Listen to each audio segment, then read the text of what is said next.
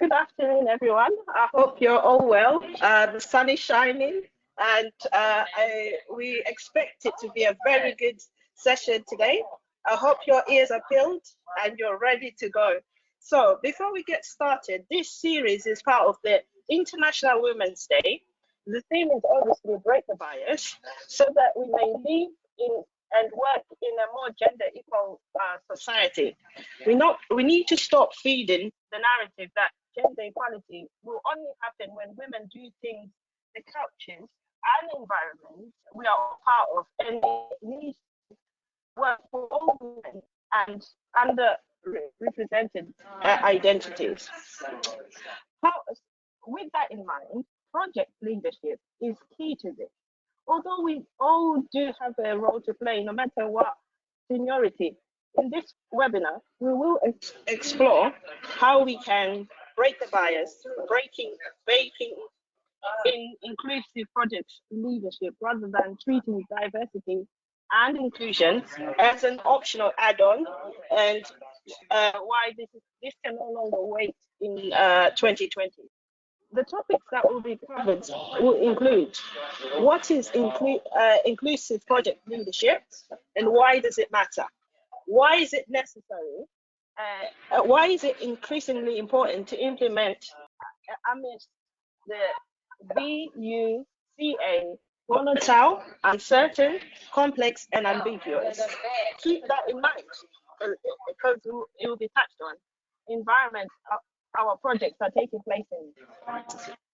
Thirdly, the challenges of inclusive project leadership and how we overcome them. And finally, the need to take an intersectional approach in tackling agenda and other inequalities. In this webinar, we explore how we can break the bias through baking inclusive project leadership rather than treating diversity and inclusion as an optional add-on. With that in mind, I'll now hand over to Anita Phagura, who will talk more on this. Thank you. Thank you so much for the welcome, Irene. So let's kick off. So today we are talking baking inclusive project leadership to create cultures of belonging. And I'm Anita Phagura. I'm going to tell you a little bit more about me as we go on. So you are welcome to ask questions as we go. So I just want to say that up front, but we'll come to the questions at the end. So I just want to set some boundaries for today. I'm going to touch on why boundaries are really important a bit later. But yes, so I'm going to ask you to approach today with curiosity, an open mind and honesty. Be willing to question yourself and commit to taking action. Okay, so who am I? I'm Anita Phagura and my pronouns are she and her. I have all sorts of labels that I use to describe myself or other people might use. So I'm a project manager in the railway. That's been a lot of my background. I'm an entrepreneur, I'm a leader, I'm a woman, I'm Indian, I'm Sikh, I'm a millennial, I'm a mum, I'm a wife, I'm a flexible worker, I'm a project management master's graduate, I'm an accredited coach with the ICF, I'm a mentor, a consultant, a contractor, a dissenter, an inclusivity advocate, an ally, at least strive to be. I'm intersectionally feminist and strive to be anti-racist. I'm a lifelong student. I'm a Whovian. I'm an introvert. I've got an invisible disability. I'm from a working class background, although maybe I'm more middle class now. I'm British, I'm English, I'm a southerner, I'm cisgendered, I'm heterosexual, I'm able-bodied, and I think I'm neurotypical, but I have been thinking twice about that recently. I'm a coach, a trainer and a project manager. So I imagine that you all have a host of labels that describe you as well. And even though you know all these labels about me, you still only know a really small part of who I am and what comprises of that. But as you can see, some of my labels might be considered more normative and part of what would be the majority group of the people that I might be working with in the project management sector, for instance. And others of them might be less normative and more unusual. And I use the word misfit to describe that, and it will all become clear. But I imagine that we're all made up of these labels that are either perhaps more normative in some ways and others are more misfit. So yeah, have a think about yours, and yeah, what are your labels? But often when we are different to what is the normative or the majority group that we're part of, we do hear messages, and those messages aren't always favourable. So I did some research a few years ago when I started my business, Fierce Project Management, and I asked women in project management, working in projects, what were the messages they heard. And since then, I also asked some other groups to get involved in this, but predominantly this was coming from women in projects. And I asked them, what did they hear at work? What was the things that made them feel like they didn't quite fit in around here?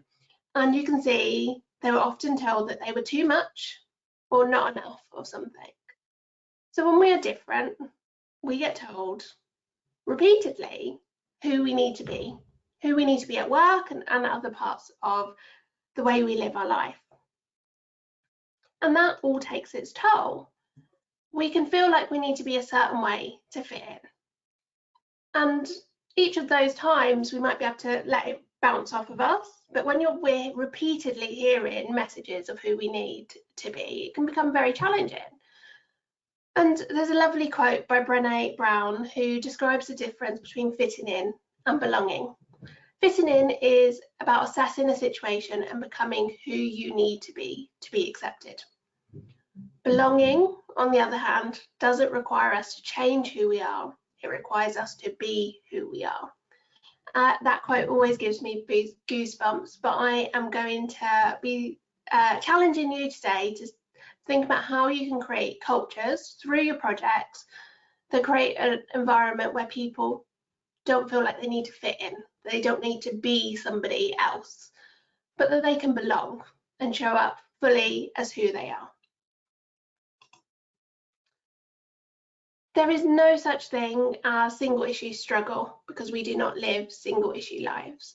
This is a quote by Audre Lorde, and it sums up beautifully how we are a combination of things amongst the fact that we're in an environment where there are so many things that are happening.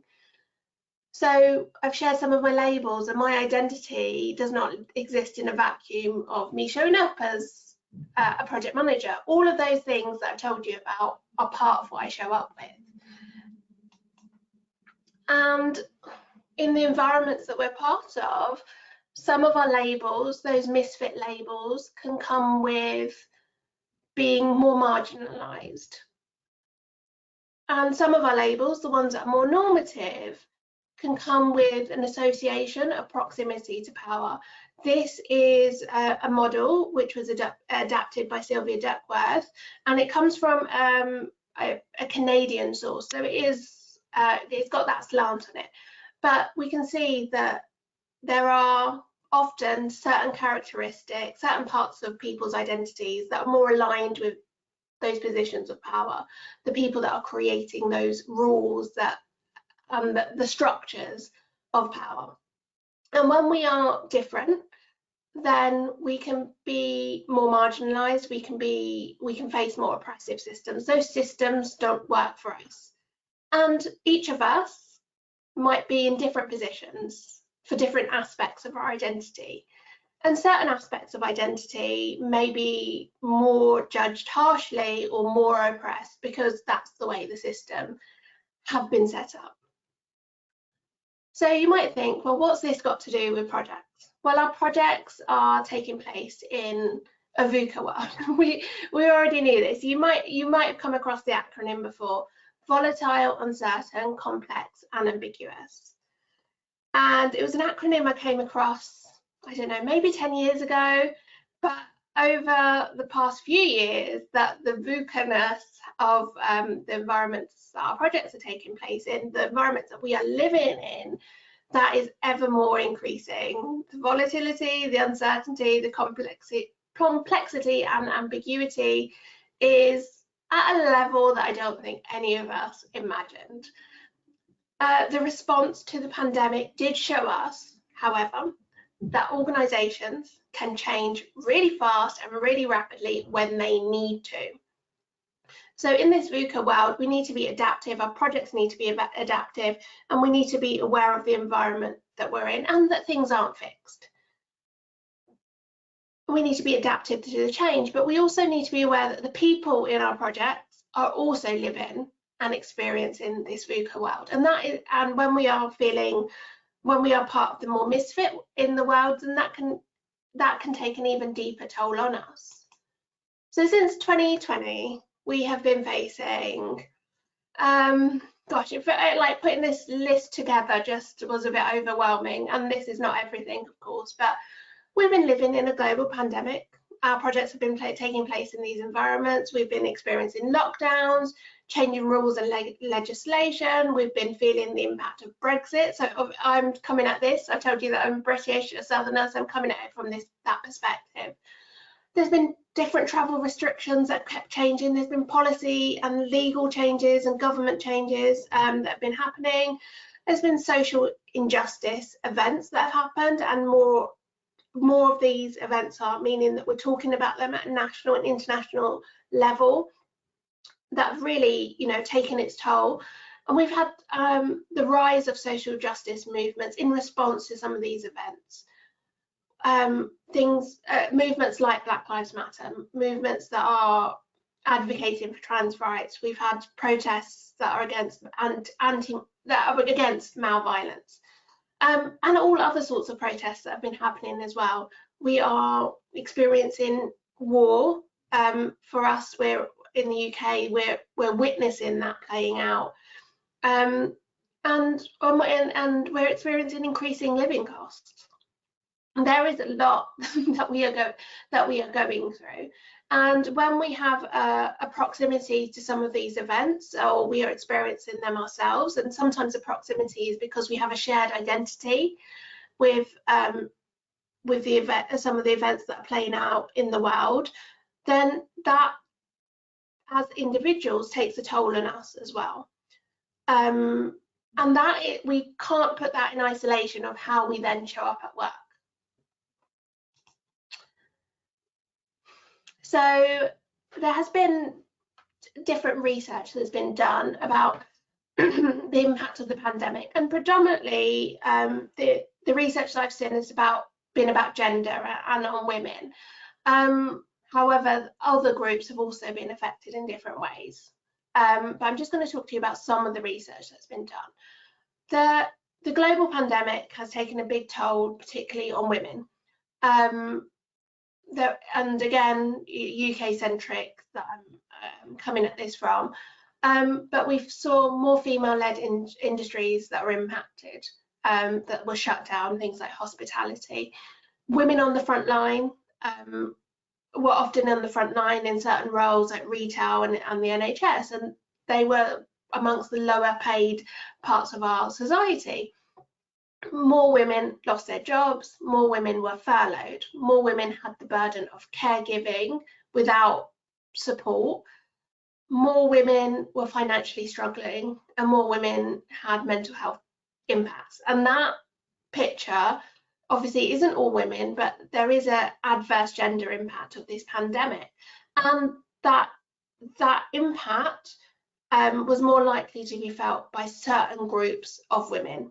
And some of the research shows that it was particularly taking its toll on parents of under fives, disabled women, Black women, Bangladeshi women, women who had pre-existing mental health conditions, and young women on low income is some of the research that I've come across.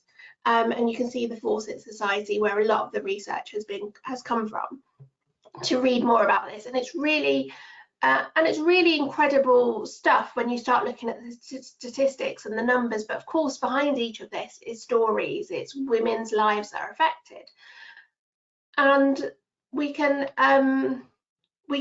acknowledge that the gender impact that is happening. And even though it wasn't necessarily the pandemic and the coronavirus that was impacting more women's health conditions, what we were seeing was the societal impact, and in our workplaces that was impacting women. And there's a wonderful book called Invisible Women, which I'm going to come to a little bit later. And there's a chapter in that which talks about world events and catastrophic events that happen. And there's a quote in there, and it starts the chapter about how the one thing that we know is that women are going to get left behind in times of crisis. And that's because women aren't involved in the decision making. They are forgotten often. And then we also have another impact that's been happening is the Great Resignation, which you may have come across. But we're hearing more and more people are choosing to leave organisations and workplaces that don't work for them. This research has come from actually more American-centred, USA-centred base. But what they were finding with the research was showing that it was about low pay, people didn't feel respected at work, they weren't feeling there were opportunities for advancement. It was difficult to find resolutions for childcare. There was a lack of flexibility and poor benefits. What we're also seeing is that this is a speculation from my part, but I think there's been a real values clash. People have had time to stop and think and consider. I mean, not always stop and think, because you know that the time was also incredibly tough on many of us, but it's really brought home what's important to us and our values. So I really think there's been a values clash as well, and people are seeing what's valued in society and in their workplaces and are choosing to leave. So organisations and workplaces, we're going to have to do a lot more to retain our people and you know, and create environments that they want to work in. We're also finding more, and again, this is an American stat, but I speculate that it's also happening in the UK as well. But more people are leaving, more Black women are leaving to start their own businesses. And I have a theory that a lot of people that go and start businesses are those that feel like they can't see the workplaces working for them anymore. So the people that were working in a traditional corporate, and then they choose to leave. So I have a theory that it's because they can't see that the workplace is working for them anymore, and they have to create it for themselves. So why does inclusion matter, particularly in project management? So we've already explained that our projects are taking place in this VUCA environment that are individuals who are part of our project teams are going through all of these impacts on them and related to the identity. But we also have, and there's been lots of research that shows us that those who are from more misfit groups are being more impacted by these world events and UK specific events. So within project management as well, there's been some research which shows us particularly why inclusion matters. So the very structure of major projects themselves are gendered. So they are male orientated. The major projects themselves, we've already spoken about those with proximity to power, are the ones that set up the system often, because they're the ones that hold the power, and they are going to set it up in a way that would work for them and people like them. So by default, our systems and our structures aren't always set up for those that don't have that proximity to power. So a particular study found that they were male orientated. We have also seen that project professionals are stressed relative to other professions, and this was a study taken pre-pandemic, but we've already spoke about rising stress levels amongst some groups as well. And the well-being is impacted by things that make cultures toxic. So things like bullying and harassment. And a lot of organisations had policies, but it was more about well, yeah, it's great to have a policy, but what does that mean on the ground? What does that mean when I'm treated differently for aspects of my identity or how I show up at work? And communication is a big part of that as well. And again, there are studies that show sexism and the impact on women in projects, particularly in construction field, And I touched on the research that I did as well, looking at women in projects and the experiences they were having. And I asked 100 women in my research, and nearly all of them said they faced some form of prejudice or discrimination. We've spoken about, but it's just worth reiterating, that our project leadership, our leadership in organisations, is often still from the people that are from those more what's considered more normative groups and male dominated. They tend to be more white and able-bodied, and therefore we're still finding more challenges for those who are different to those identity metrics to come into project leadership. And particularly, and if they do, can they do it without having to change who they are? Are they having to fit in, or are they actually able to belong? And really importantly, it's not just about our project teams and our stakeholders who we have direct contact with within our project management, within our projects. So absolutely, inclusion for the well-being of our teams really matters. But more than that, our projects have this real far-reaching consequences, because our projects, by their nature, we are creating things into existence that weren't there before, or we are improving things. And that has a wide-reaching impact on the people who our projects are meant to be benefiting. And there are so many examples where our projects aren't doing what they should be for all people. And I touched on the book Invisible Women earlier, and that talks about a whole host of projects and other things where women have been excluded, or we've created things and they're not fit for purpose for women, and that can include things from buildings and town planning to tech solutions. And there's also, again, research that mirrors this in terms of race, and this has far-reaching consequences, from our health consequences to how we live our lives in all different ways. So in our projects, if we are not inclusive of different groups and different needs, then we are not creating the projects that are fit for all of the users that we intend them to be. Because if we are just thinking about, by default, the normative groups of people, then we are designing for people that are in those positions of power already, and we're not creating it for those from more marginalized or misfit groups, if we are not thinking about it. So we can bake it. So this is my plea to you. Let's look at how we can bake in inclusion. Diversity, DEI stands for diversity, equality or equity and inclusion. And it's very often, and particularly in a project management environment, it's treated as an optional add-on. There's lots of lip service paid to it, more and more lip service paid to it than over the last few years, which we're moving in the right direction. And there's been absolutely wonderful good practice that is being done and is being done every day. But when we try to add on something to our projects, then we are going to fall flat. My plea is, let's look at how we can bake it into everything we do. Let's look at how we bake it into every decision, how we bake it into our processes, we break it into our communications, we break it into our project structures. We spoke about the fact that major projects are gendered. They are more male orientated. So it's very structures that we need to break down and recreate in a way that is more inclusive for different groups and different needs.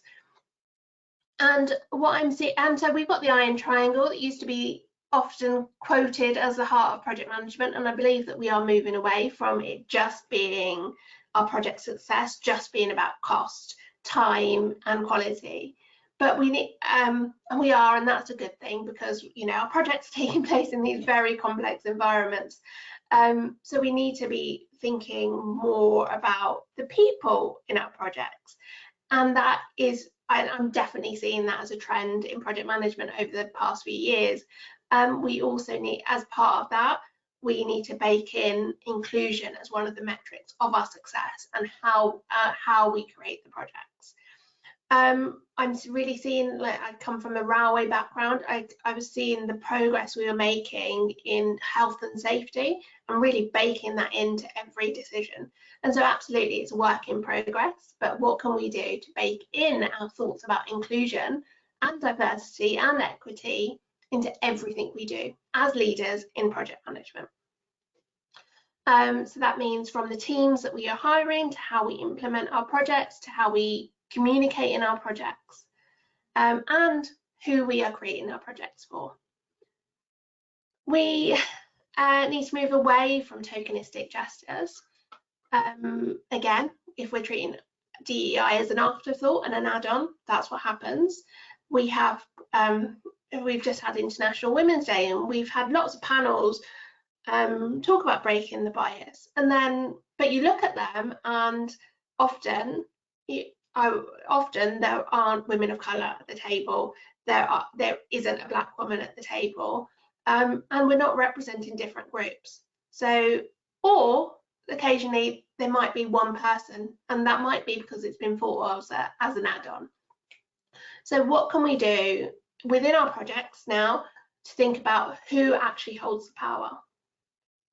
How can we get people from different groups, from the more misfit groups, into those positions of power? Who is at the table making decisions? So how can we facilitate changing the power dynamics? A lot of we touched on toxic cultures and toxic behaviours before, and in some environments we're still seeing a lot of those toxic alpha male type behaviours. So actually, how can we change that? How can we facilitate those changes happening? And part of that is about distributing power in a different way. So again, I also advocate that when we look at inclusion, that we take an intersectional approach. And intersectionality has been coined by Kimberly Crenshaw, and what she talks about is are different aspects of identity and how they interrelate. So I showed you various labels that I have, and they are all part of me. And some of them are more transient labels that I might just have for now, and so other labels are core parts of my identity. And we also looked at the wheel of privilege and power, and how different aspects of our identity are related to power and some that are more marginalized. And we are made up from all those different parts of our identity and how they interrelate. So taking an intersectional approach recognizes the different parts of identity and how they interrelate with the structures of power and the structures of inequality and oppression. So when we are looking at gender equality, let's look at how that interrelates with race and disability and neurodiversity, for instance. So yes, let's take an intersectional approach and not just look at inequalities in silos, because when we do that, when we create initiatives for women, we may well fall into the trap of just assuming the default and the more normative, which means that we will cater for solutions for white women. White, able-bodied, neurotypical women. So taking an intersectional approach means that we can look at how those systems all work together to actually meet the needs of those who are from different misfit groups. So certainly it's not easy, but it's absolutely doable with the will and with the right expertise. So don't just rely on free labour. Often we encourage our people who are passionate about these topics, which is wonderful, or the people from more marginalised groups to take on extra labour. But let's recognise expertise, let's recognise that is additional work, often on top of the work that they have to do as a day job. And let's pay the experts to come in and support you to do this. But absolutely, you are in a position of power, each of you, regardless of your position in the hierarchy, and you have the power to create change.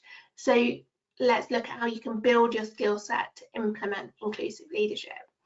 In the absence of inclusion, toxic behaviours and culture grows. So I'm just going to present to you a model for inclusive leadership. And I'm not expecting you to take away and absorb all of this in one sitting. When I work with coaching clients and on training course, this is of course a much longer term process of how we can develop our inclusive leadership.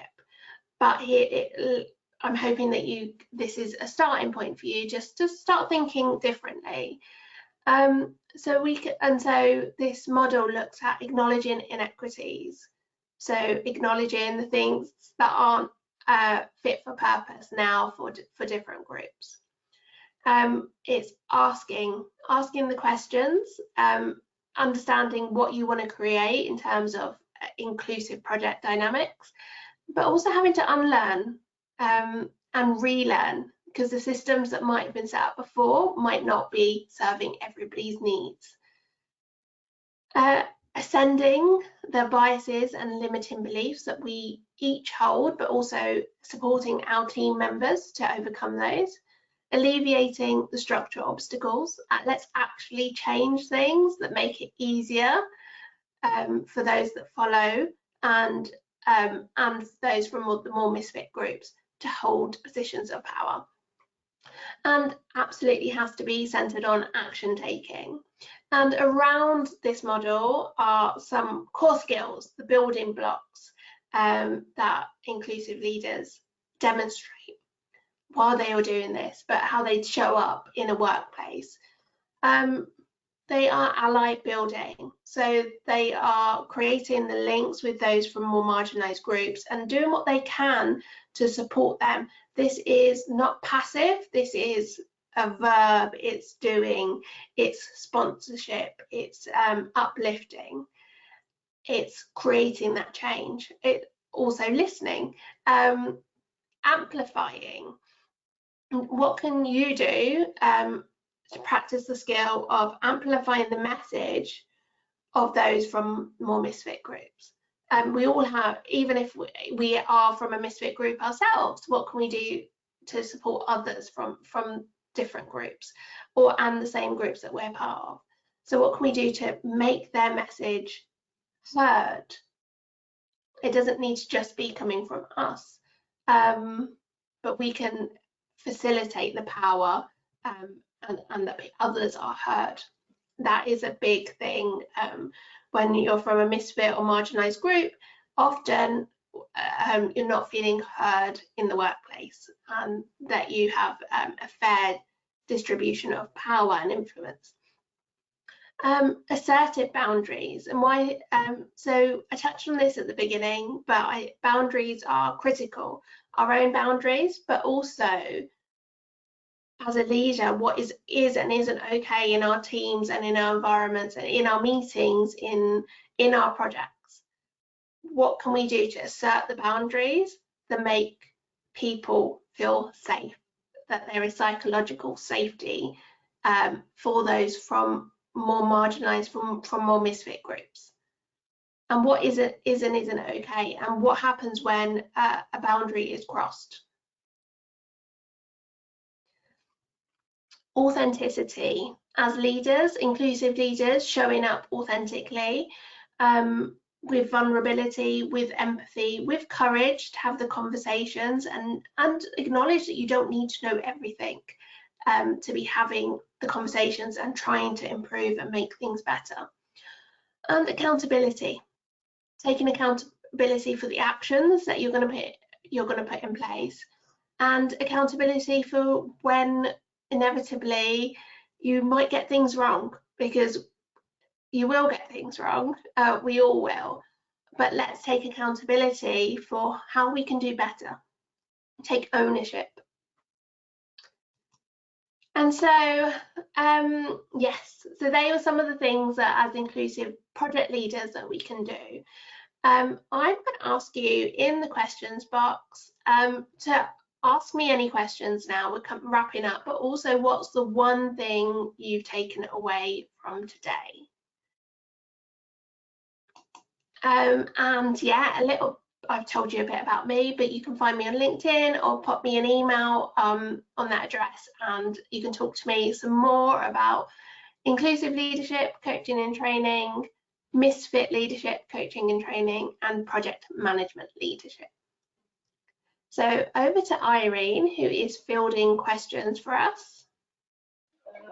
At the moment, I cannot see any questions. But yeah, what was the one thing you took away from today? If you don't have any questions, it'd be great to hear. So I'll go first, if that's okay. Yes, please. So me personally, some of the issues that you touched on ethnic minorities, it's been my frustration this week. People speaking on ethnic minority topics when none of them are from an ethnic background, and you just sit there like, really, you're gonna not say that they don't have an opinion, but some of the things that they were saying was a bit flawed. So I had difficulties in understanding where their basis is. Only one person sort of mentioned, this is not an area I can comment because I'm not from an ethnic background, which I respected, because at least if you're not from that background, it's better to just default, and if you're not well versed in that area, to those that can. So that's one thing that resonated with me, and it's good that you sort of mentioned it, because it's imperative to understand the basis of something before you go and speak about it. It's better to default to say it's not an area I'm well versed in, I am looking into it, and leave it there. And yeah, that's the only thing that I've noticed, that there was a lot of, or they would have one person from ethnic minorities or from different sexual orientation, etc. But you could see that it was more for like an add-on rather than something that was premeditated, if that makes sense. So yeah, that's something that resonated with me. Yeah, absolutely, Irene. And I see that so often, and I find it really frustrating. We mentioned like panels for International Women's Day, and we're advocating for equality, but then actually if the panel all looks a certain way, and the same within our organisations, if our leaders all look the certain way, then that in itself is sending a message. And then also, if we are particularly talking about issues that are affecting particular groups, then why do we not have those groups at the table as part of the decision making? And so yeah, absolutely sounds like an afterthought that, you know, it wasn't even considered to include people from different ethnic backgrounds as part of the panel. And then when it's a topic of conversation, at least somebody said, look, this is not my area of expertise, but let's not speak for other groups. So even though as a person of colour, I still know that I can't speak for Black women. I was invited for something for Black History Month, and I said no, because that's not my place to talk about that. But what I can do is connect you with somebody who can talk about that. And so that was an example of me amplifying somebody else, because that wasn't my place to be having that conversation. I can amplify it, I can support it, but not to talk for other people. I'll prompt a few from your some notes as you were speaking in general.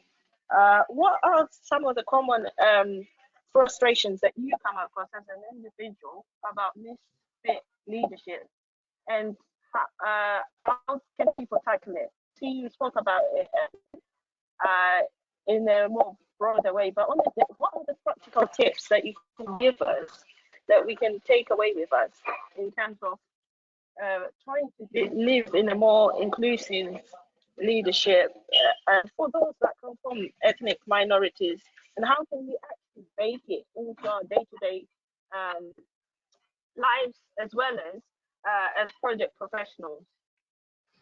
Yeah, such a great question. And I'm going to bring you back actually to this model, which we touched on at the end.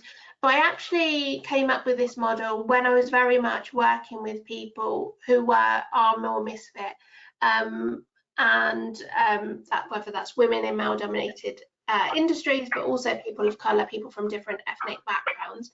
And this is and absolutely, it was always a model with inclusivity in mind, what we can do to support other people with inclusion, and create that inclusive environment. But we could also apply this model to ourselves as individuals, and we can acknowledge, yes, the inequities, but we can also acknowledge our strengths. And so at an individual level, we would apply this model, but in a much more personalized way. So let's acknowledge our strengths, what we are good at, acknowledge our values, how we want to show up as leaders. We can ask of what we want in our careers. We can be clear about what we want in our career goals. And also, let's actually ask for what we deserve and what we want, because other people won't know if we're not asking. And we can ascend our own biases and limiting beliefs, because when we are part of this environment where we're hearing these messages of difference and how we need to be to fit in, then we can start acclimatizing, we can start doing certain things to fit in.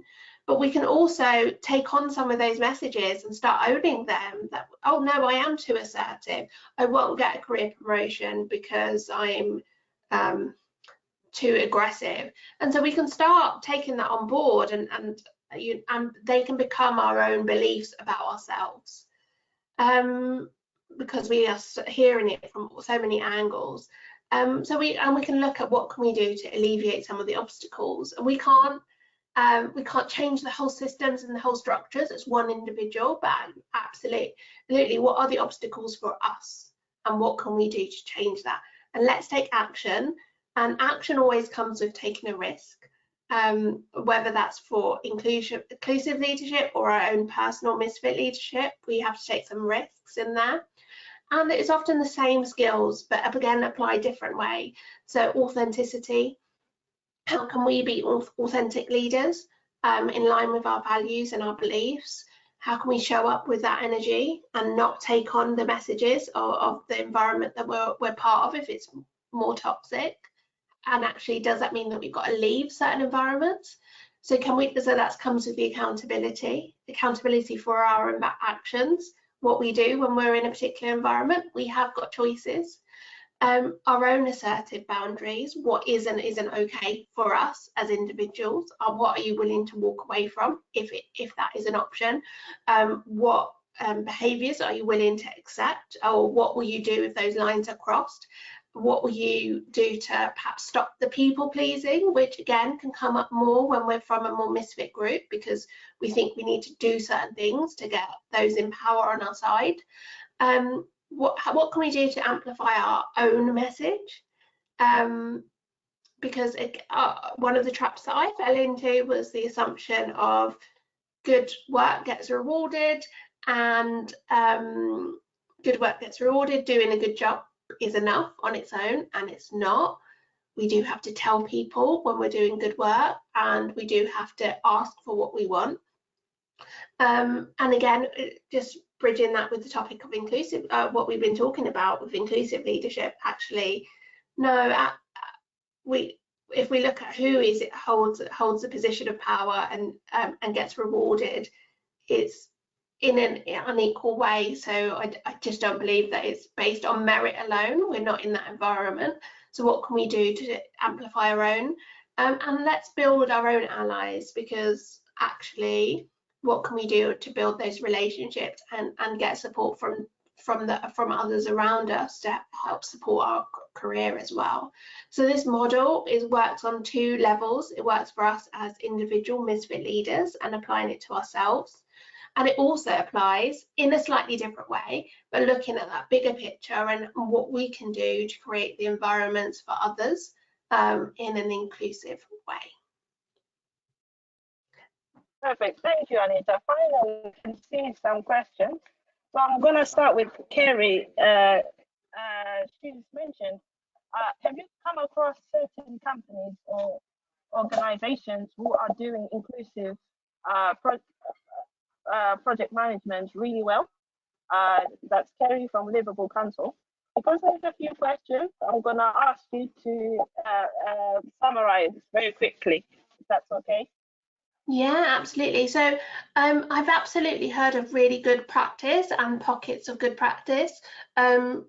It's really hard to know what goes on in an organization beyond the statements, right, that come out, and beyond the organizational good practice days and awareness days. And there was a wonderful thing on Twitter yesterday for International Women's Day, that when people tweeted, companies tweeted about International Women's Day, there was a pay gap bot that just reported on what the pay gap was. So it was like cutting through people's false pledges and saying, actually, what's the pay gap in this organisation? So we can look to things like pay gaps to give us some measures, and also actually what the experiences are for people within organisations. But there are absolutely wonderful practices that are help moving us forward. But yeah, there's a lot still to be done. But yeah, we can build on good practice and what's working. Perfect. Thank you. Next question. Do you find when focusing on diversity and inclusion in an organization that it's difficult to know where to start? Yeah, absolutely. It's a really huge topic. It's and like we've touched on, you know, let's engage experts, but actually experts will have expertise in particular areas, because the whole topic of D&I, if we think about it as baking it in, it touches everything. It touches every bit of communication we have. It touches every structure we create. So the topic itself is huge. So absolutely, it can be overwhelming with where to start, but start somewhere. Unpick and look at what are the priorities. What do you want to achieve? What are the priorities? And let's start unpicking some of the practices that we've got at the moment and start rebuilding in a better way. Perfect. Thank you, Anita.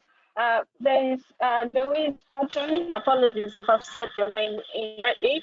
Says, I'm running a complex project and it certainly fits with UCA. Projects are all about people, though it's so important to be inclusive to make sure everyone gets their best.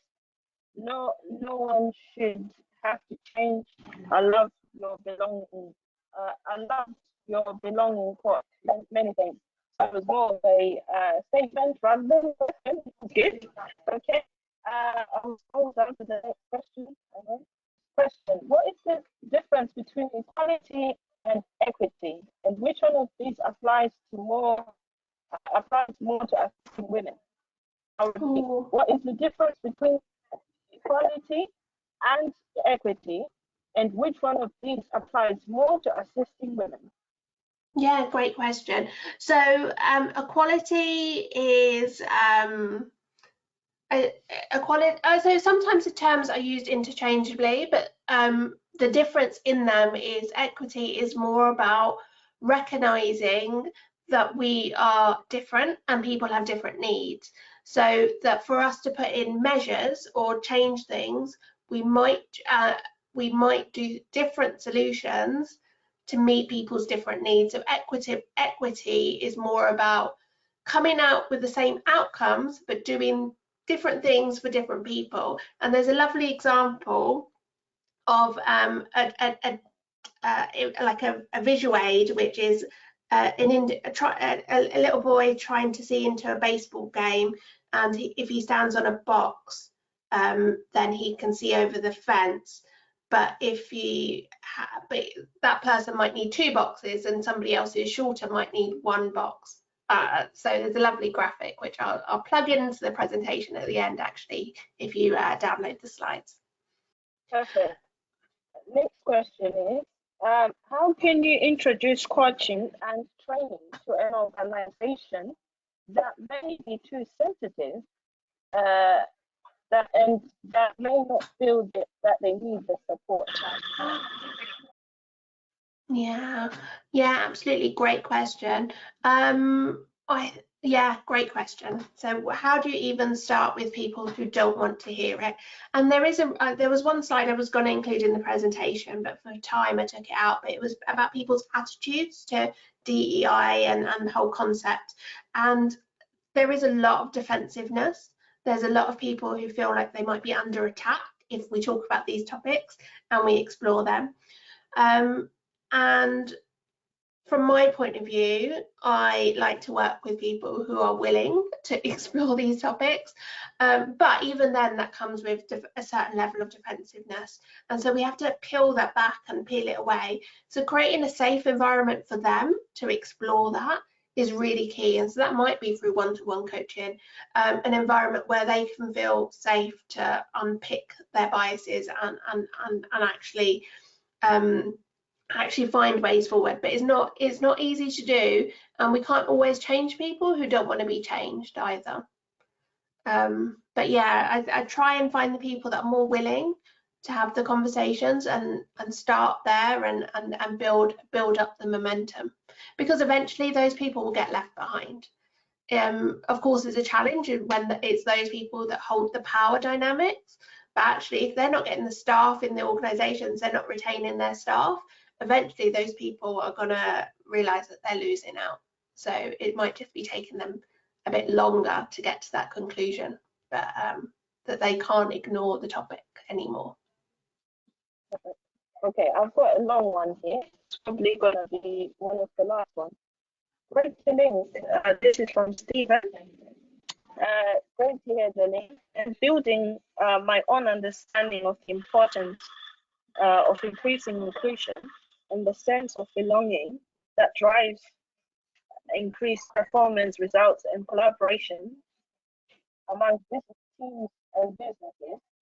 Interesting to reflect on the model of inclusive leadership as well, including the breadth of how far that can reach and influence each topic. Okay, small commentary.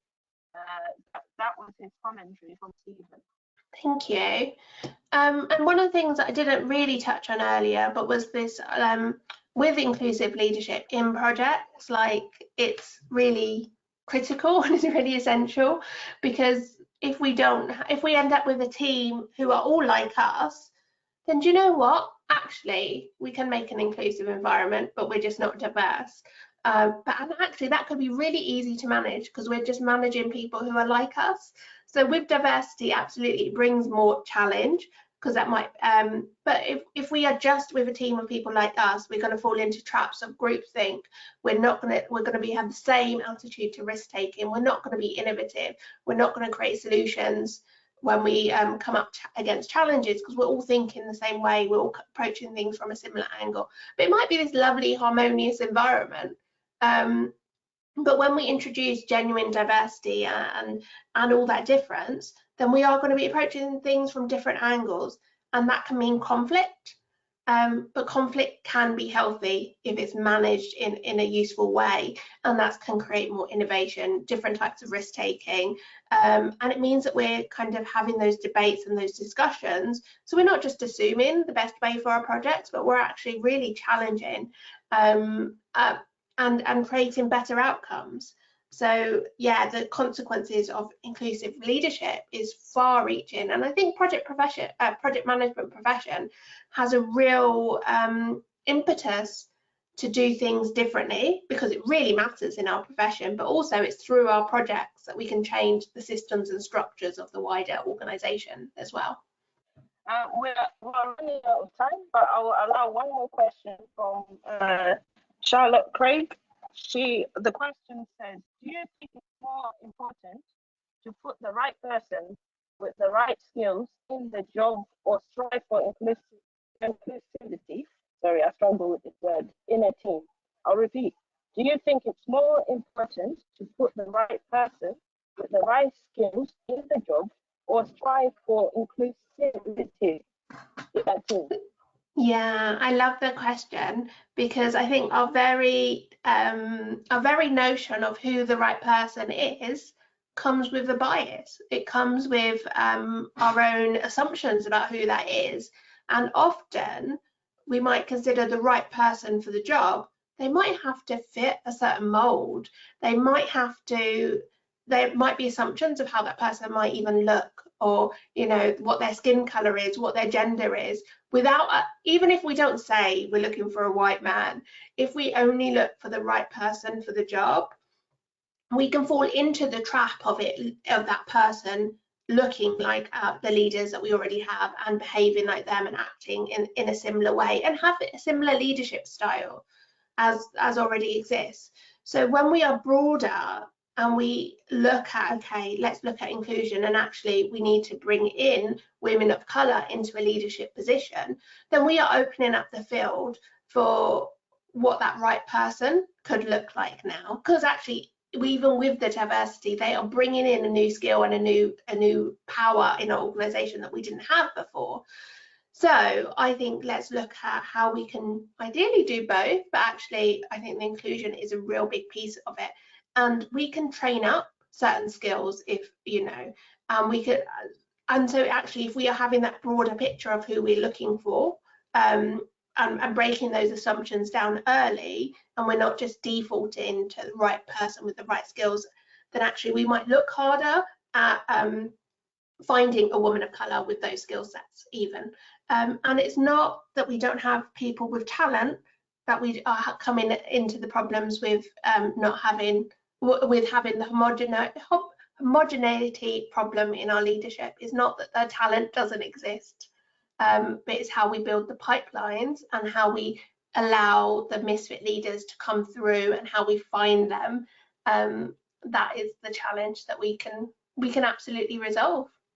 So thank you, Anita, for that. Just I'll add on that it quickly based on my own personal experience that I find myself when I'm interviewing, because my voice sounds a type of way and I already have a bit of an accent, I find that when I actually start speaking and answering the questions, they have a aha moment, like, wow, she knows what she's talking about.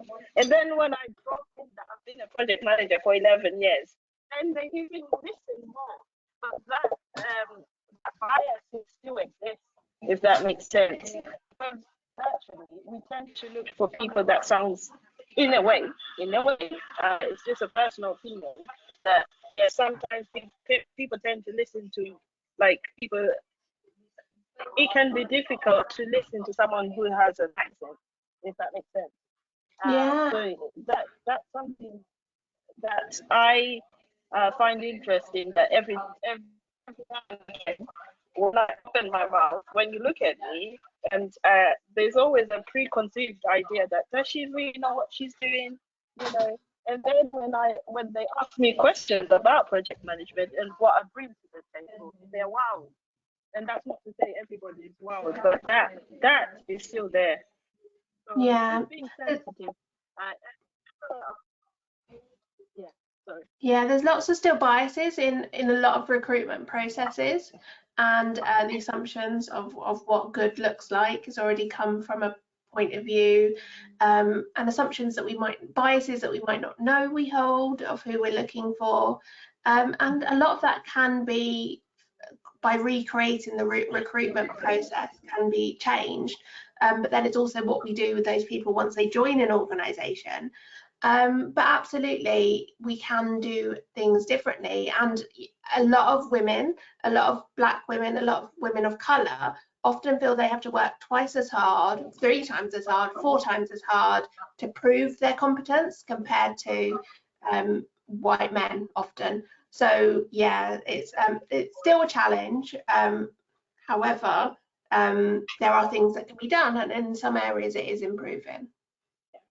Anita, you're gonna be annoyed with me. There are 2 more people, and that's it. So I'm gonna quickly go through those.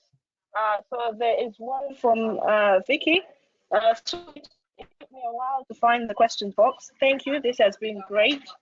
Irene, I also attended an event yesterday where this happened. A white panel, including a man, was asked about barriers to ethnicity for ethnic minorities and LGBT and women. I have fed back how awkward this was to watch. So that's just a comment. Then another one was from Nick Shah. Thanks for a really insightful webinar and sharing the model. What can PMOs do to support and encourage project management networks, in particular, to develop inclusive leadership skills? I'll repeat. What can PMOs do to support and encourage project management networks, in particular, to develop inclusive leadership skills? Yeah, I think that's a great question, and I think PMOs hold a lot of key about what our structures of project management look like and the skills base of project management professionals. So I think you've got a real key role to be able to make a real impact. Let's reward inclusive behaviours. So let's look at how we reward inclusive behaviours. Let's look at how we give our teams coaching and training and skills development in these areas, and how you can push for it, how you can ask for the budgets for it. This work doesn't come for free, and there's a lot of expectation that this should be done for free often, or that employee groups will do the work.